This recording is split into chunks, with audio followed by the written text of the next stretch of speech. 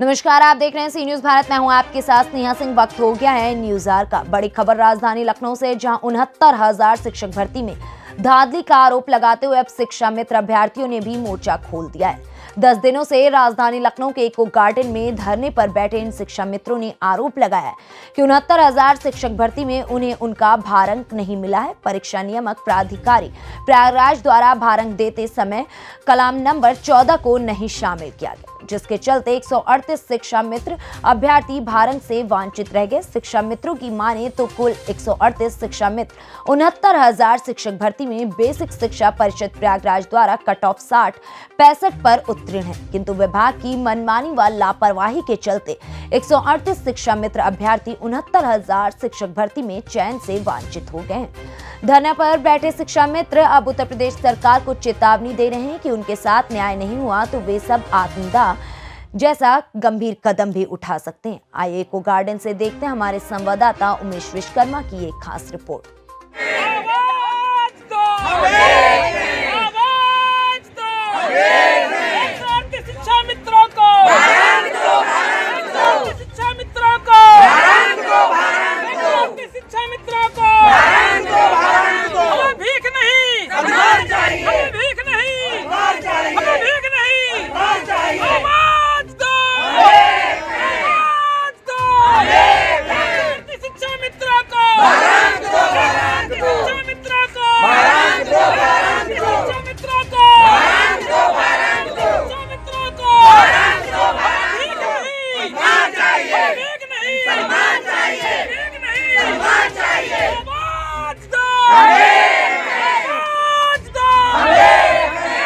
Sir, मैं पूनम सिंह शिक्षा मित्र हूँ जो बाराबंकी से आई हूँ। सर, हम लोगों को भारांक नहीं मिला, जबकि हम लोग 60-65 पे पास हैं।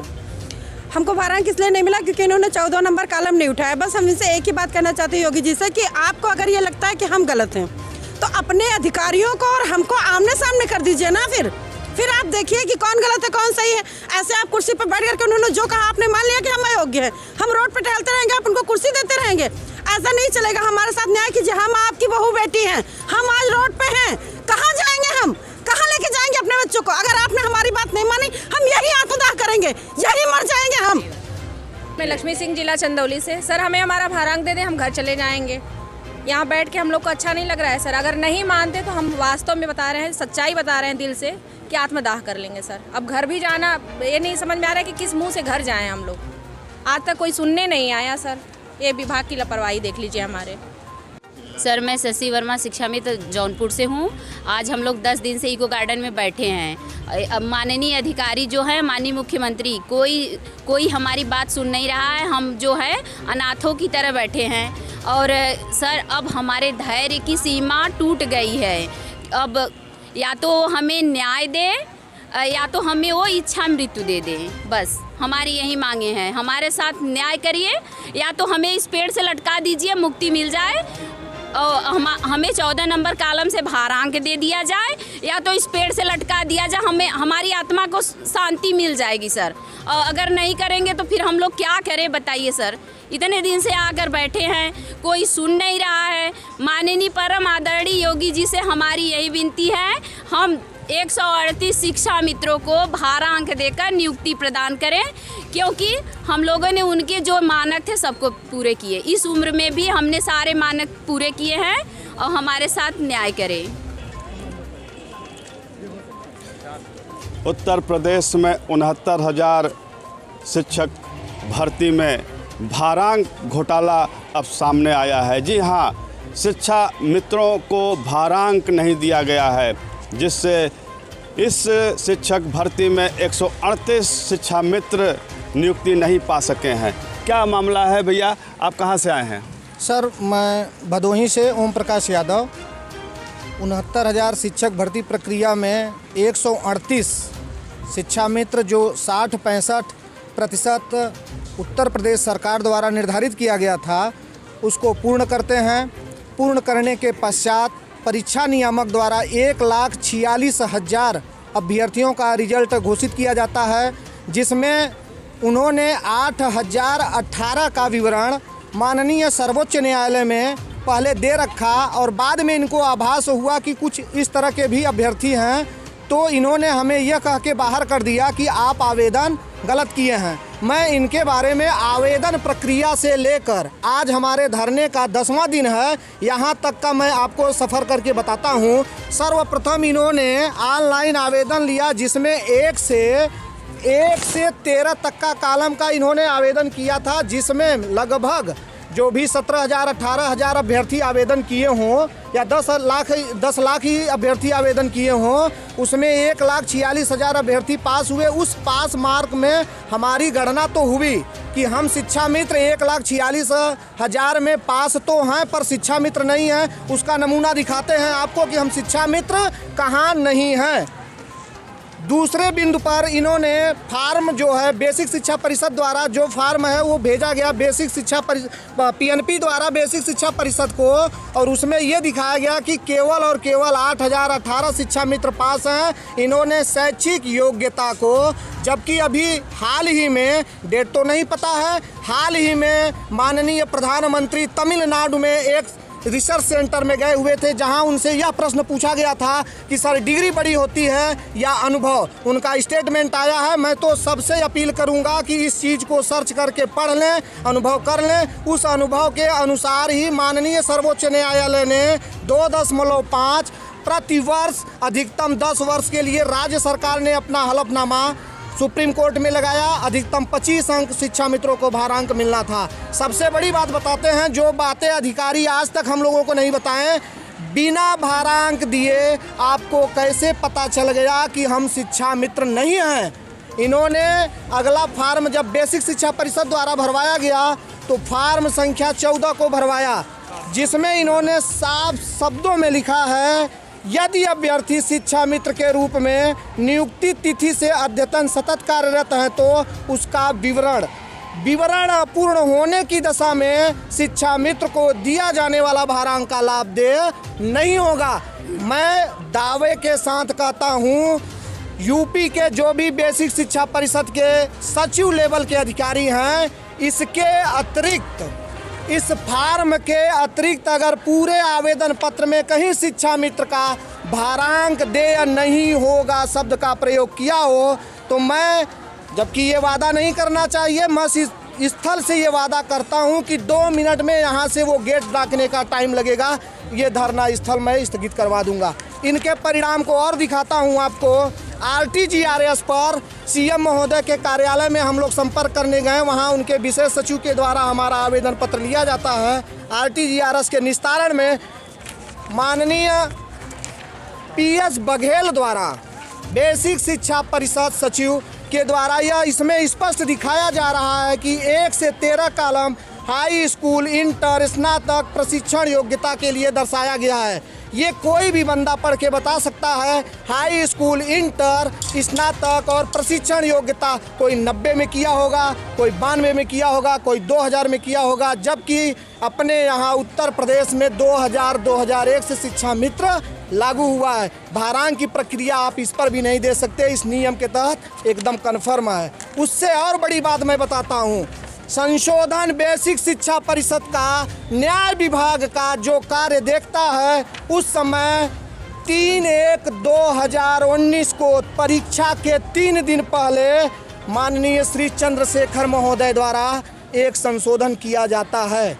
उसमें उन्होंने स्पष्ट लिख कर दिखाया है कि त्रुटिपूर्ण आवेदन कॉलम पर, मगर एक चीज़ यहाँ ये भी दर्शा दिए उन्होंने कि ओवर एज, संविधान में आवेदन का जो रूल बनाया गया है, under age a caste feeling आरक्षण, इसके बावजूद भी इतने अभ्यर्थी जो आपके सामने खड़े हुए हैं सारे अंडर एज थे, इसलिए इनका चयन नहीं हुआ। हमें दबाने का 4 जगह काम किया गया, मगर सत्य कभी छुपता नहीं।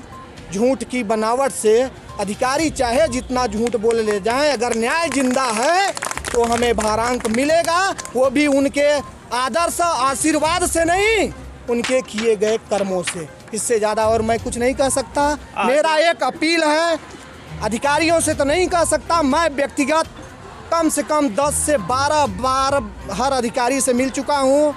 सबका बड़े सहज भाव से एक उत्तर आता है, हम ये कुछ नहीं कर सकते, शासन यदि चाहे तो। अब हमारी जो बात है शासन यानी माननीय मुख्यमंत्री महोदय से कि इस प्रकरण पर थोड़ा सा भी अगर संज्ञानता ला दें आप तो 138 शिक्षा मित्रों का कल्याण हो जाएगा और सारे शिक्षा मित्र आप ही के हैं और रहेंगे, ये हमारा वचन है। धन्यवाद।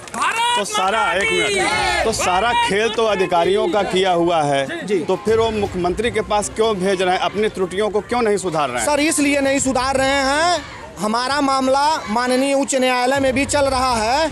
उनका प्रकरण स्पष्ट होने से ये वो अपने आप को महसूस कर रहे हैं कि हमारी कमी उजागर होगी। इससे अच्छा ये है कि आप सबसे पावरमैन के पास आप जाइए, अगर आपको वहाँ से अनुमति मिल जाएगी तो हमें कोई आपत्ति नहीं है। इसलिए वो हमको माननीय मुख्यमंत्री के पास भेज रहे हैं। माननीय मुख्यमंत्री तक पहुँचने की हम लोगों की कोई औकात नहीं है। भारांक को जोड़े जाने की मांग को लेकर लगातार 10 दिनों से आप लोग इस इको गार्डन में धरना दे रहे हैं और मुख्यमंत्री जी से वार्ता की जिद पर अड़े हुए हैं, तो क्या कुछ संदेश आया? अभी तक तो कोई संदेश नहीं आया, न तो प्रशासन की तरफ से न तो हमारे बेसिक शिक्षा परिषद की तरफ से। हम लोगों को किसी प्रकार का कोई आश्वासन नहीं दिया गया। आज 10 दिन से हम लोग छोटे छोटे बच्चों को छोड़कर यहाँ इको गार्डन में मजबूर हैं बैठने को, लेकिन हमारे साथ कोई न्याय नहीं दिया जा रहा है। तो अब अगला कदम क्या होगा आप लोगों का? अगर हमको न्याय नहीं मिलेगा तो हम लोग यहाँ पे आत्मदाह की कोशिश करेंगे कल से। क्या ये रास्ता उचित है? अब क्या करें, जब हमारे साथ न्याय नहीं हो रहा है, हमारे पास तो कोई रास्ता ही नहीं बचता। सत्याग्रह एक बड़ा अस्त्र होता है। गांधी जी ने देश को आज़ाद करा दिया था सत्याग्रह करके। आप लोग भी एक तरह से यहाँ भूख हड़ताल सत्याग्रह ही कर रहे हैं, तो सत्याग्रह पे विश्वास रखिए ना, बात तो पहुँचेगी ही सरकार तक। कोई गैर कानूनी काम करना उचित नहीं है मेरे समझ से। नहीं सर, हम लोग बहुत एकदम 1.5 साल से अधिकारियों का चक्कर लगा के एकदम थक चुके हैं। ये सारी बदमाशी जो है बेसिक शिक्षा परिषद इलाहाबाद की है। आज उसी की वजह से हम लोग 138 शिक्षा मित्र बाहर हो गए हैं। हम यही चाहेंगे कि सरकार हमारे साथ न्याय करे, नहीं 2022 में आने वाले चुनाव में इनको गद्दी से उतारने का काम करेंगे हमारे साथी। जी क्या कहना चाहते हैं? मैं शिक्षा मित्र गोविंद सिंह जनपद कन्नौज से आया हुआ हूँ। मैं यहाँ लखनऊ की धरती पर आज 10 दिन से इको गार्डन में धरना दे रहा हूँ। माननीय मुख्यमंत्री जी से कोशिश करता हूँ, करते करते 20 महीने हो गए हैं। बेसिक शिक्षा परिषद सचिव ने इस 69,000 शिक्षक भर्ती में हमारे साथ अन्याय किया है। हमारे सभी प्रदेश के 138 शिक्षा मित्र भाई बहनों को भारांक से वंचित कर दिया गया है। हम ये आशा करके यहाँ बैठे हुए हैं कि हमको न्याय दिलाया जाए, और हम भी भारत के नागरिक हैं। संविधान में दिए गए अधिकारों का हमारा हनन किया जा रहा है। आज शासन प्रशासन में जो सत्ता में बैठे हुए अधिकारी हैं वो हमारे अधिकार को खाए जा रहे हैं। माननीय बेसिक शिक्षा परिषद सचिव द्वारा कहा जा रहा है कि हम आपके अधिकार को नहीं देंगे, और जबकि हाई कोर्ट और सुप्रीम कोर्ट से हमारे साथियों ने आदेश करवाया है कि इनकी समस्या का समाधान तत्काल किया जाए, लेकिन हमारे बिंदु को नहीं सुना जा रहा है। माननीय मुख्यमंत्री जी को के कानों तक हमारी आवाज़ नहीं पहुंचाई जा रही है, दबाई जा रही है। अगर रेणुका मैम द्वारा उस समय शासनादेश किया गया था, उसमें 4 बिंदु थे, उन 4 बिंदु में 3 बिंदुओं पर अमल किया गया और हमारे बिंदु को महानिदेशक विजयकरण आनंद द्वारा दबा दिया गया, और ये अधिकार हमको नहीं दिया गया। कहने का मतलब आधी अधूरी कार्रवाई करके छोड़ दिया गया है। उनकी कमी हो जाए, अगर वो सीएम साहब के सामने बात जाए, और मैं भी सीएम साहब से निवेदन करना चाहता हूँ। निवेदन है, जबकि मैं ये कहना चाहता हूँ कि आप अधिकारियों की बात पर विश्वास करके बैठे हुए हैं, जबकि एक पक्ष की बात सुनने से न्याय नहीं होता। दोनों पक्षों को हमको बिल्कुल न्याय दिया जाए, और सीएम शिक्षा मंत्री जो भी अपने को उचित समझे हमसे मुलाकात करके हमारी आवेदन को देख के हम 138 शिक्षा मित्र भाई बहनों के साथ न्याय करें। हम जब आपके विभाग के अधिकारी यह कह चुके हैं कि आप लोग का मसला मुख्यमंत्री जी हल कर सकते हैं, तो आप किससे मिलना चाहते हैं? अब मैं मुख्यमंत्री जी से मिलना चाहते हैं। हमारी आवाज़ को वो सुन लें, और अगर उनके मुंह से हमें ये सुनने को मिल जाए, अगर मुख्यमंत्री जी अपने मुंह से कह दें कि तो तुम्हें हम न्याय नहीं देंगे, हम चुपचाप यहाँ से धरना स्थल से वापस गाँव चले जाएंगे। आज आप लोग जुलूस बना के जुलूस की शक्ल में यहाँ से निकल रहे थे, प्रशासन ने रोक लिया, क्या कहा, क्या आश्वासन दिया? पुलिस प्रशासन ने हमको यह आश्वासन दिया कि हम आपकी समस्या को अभी 2 घंटे में किसी अधिकारी को बुला के आपकी समस्या को प्रशासन तक पहुँचाएंगे। हम उसी के इंतजार में मात्र 2 घंटे का इंतजार करेंगे। हम लोगों से यही कहकर रोक दिया जाता है और कोई समस्या समाधान नहीं कर पा रहा हमारा। और ठीक 2 घंटे बाद हमारी समस्या जस की तस बनी हुई है। अगर हम किसी अधिकारी को बुला करके हम लोगों को पहले वार्ता तो करवा दे एक बार। अरे केवल मुख्यमंत्री जी के आमने सामने मेरी हमको कानों से ये सुनने को मिल जाए कि तुम्हें न्याय मिलेगा या नहीं मिलेगा, बस हम उसी से संतुष्ट हो जाएंगे। हमारा अधिकार हमें नहीं दिया जाता तो हम आत्महत्या करने के लिए बाध्य होंगे। ये लोग 138 शिक्षा मित्र 69,000 शिक्षक भर्ती के पात्र अभ्यर्थी हैं। इन लोगों में भीषण आक्रोश है। अब इनके अधिकारियों द्वारा एक रास्ता दिखा दिया गया है कि मुख्यमंत्री जी अगर चाहें तो इनका मसला हल हो सकता है। इसी क्रम में ये लोग लगातार मुख्यमंत्री से मिलने की जिद पर यहाँ धरना दे रहे हैं। यहाँ कुछ महिला अभ्यर्थी भी हैं, शिक्षा मित्र हैं, इनसे भी हम बात करना चाहेंगे। आगे आइए, आप लोग क्या कहना चाहती हैं? जी जी सर, कहीं ना कहीं हमें ये लगता है कि अगर हम सही होते हुए अभी आज रोड पे हैं तो योगी जी हम लोगों को शिक्षा मित्र देखना ही नहीं चाहते। सर ये लोग चाह रहे हैं, इनकी संख्या कम है, 168 है। 10 दिन थक हार के पत्थरों से सिर पटक के मर जाएंगे और चले जाएंगे, लेकिन हमने ठाना है हम लोगों से क्यों नहीं मिलते? हाँ, हम लोग घर नहीं जाएंगे जब तक ये कुछ जमीन न्याय न दे दे। हम एक हैं, हम एक हैं। जैसा कि आपने रिपोर्ट में देखा कि सभी उत्तर प्रदेश सरकार को चेतावनी दे रहे हैं। शिक्षा मित्रों का कहना है कि अगर उनके साथ न्याय नहीं हुआ तो वो आत्मदाह जैसा गंभीर कदम उठा लेंगे। खैर, इनका कहना है कि इनके साथ लापरवाही की गई है, इनके साथ उचित कार्य नहीं किया गया है। वहीं अब लगातार इनका प्रदर्शन पिछले कुछ दिनों से राजधानी लखनऊ में जारी है। देखने वाली बात यह होगी कि इनके लिए अब शासन प्रशासन और सरकार द्वारा क्या किया जाता है। क्या 69,000 शिक्षक भर्ती में उन्हें उनका भारंक मिलेगा या फिर इस पूरे मामले पर शासन प्रशासन द्वारा जांच किया जाएगा। फिलहाल इस खबर में बस इतना ही। देश विदेश की ऐसी तमाम खबरों को देखने के लिए बने रहें सी न्यूज़ भारत के साथ।